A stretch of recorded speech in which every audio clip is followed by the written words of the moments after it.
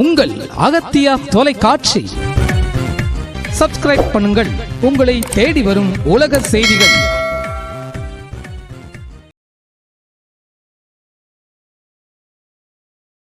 மத்திய அரசின் வேளாண்மை விரோத சட்டங்களான அத்தியாவசிய பொருட்கள் திருத்த சட்டம், விலை உறுதியளிப்பு மற்றும் பண்ணை ஒப்பந்த விவசாய சட்டம், விளைகளின் விளைபொருட்கள் உத்தரவாத சட்டம் ஆகிய 3 சட்டங்களை திரும்ப பெற வேண்டும் என வலியுறுத்தி SDPI கட்சியின் மதுரை மாவட்ட பிரிவு சார்பில் போராட்டம் நடைபெற்றது. மதுரை கலெக்டர் அலுவலகம் எதிரில் உள்ள தபால் அலுவலகத்தை மதுரை மாவட்ட தலைவர் முஜிபுர் ரஹ்மான் தலைமையில் முற்றுகையிட்ட நிர்வாகிகள் விவசாயிகளுக்கு ஆதரவாக சட்ட நகல்களை எரித்து போராட்டத்தில் ஈடுபட்டதால் அங்கு பரபரப்பு நிலவியது. முதலாளிகளின் கட்டுப்பாட்டில் இந்தியர்களாக தடுத்து நிறுத்துவோம். ஒட்டுமொத்த உற்பத்தியை முதலாளிகளிடம் ஒப்படைத்துவிட்டு முதலாளி நிர்ணயிக்கும் சந்தை விலைக்கு விவசாயிகள் வாங்க வேண்டும்.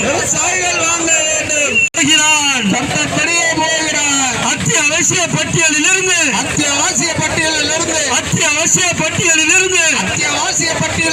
அனைத்து பொருட்களும் நீக்கப்படும். கைகளுக்கு கடத்தப்படும். அனுமதியோ குறைந்த விலை. கற்களுக்கு குறைந்த விலை. உணவும் இல்லை. GST-யில் அழிந்தல் பாதி. வேளாண் சட்டம் அளிப்பது மீறி கண்டிக்கின்றோம். வேளாண்மையை ஒழித்து காட்டும். வேளாண் சட்டம் இயற்றிய இந்திய அரசை கண்டிக்கின்றோம். மோடி அரசை கண்டிக்கின்றோம். எங்களுக்கு வேண்டாம்.